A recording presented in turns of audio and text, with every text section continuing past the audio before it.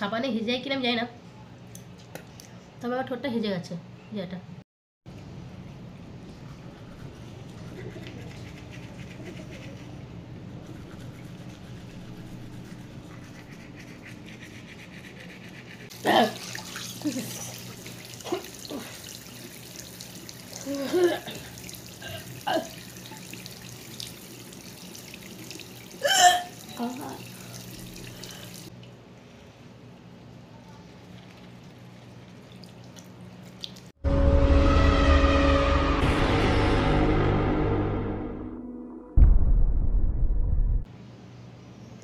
Hey guys, welcome back to my channel. তোমরা সবাই কেমন আছো? আশা করছি তোমরা সবাই খুব ভালো আছো আর সুস্থ আছো, আর আমরাও ভালো আছি।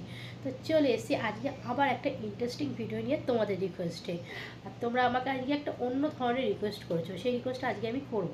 তো কী রিকোয়েস্টটা হচ্ছে, আজকে তোমরা আমাকে বলেছো toothbrush challenge with Lux soap, মানে আমি সাবান দিয়ে আজকে ব্রাশ করবো, ঠিক আছে?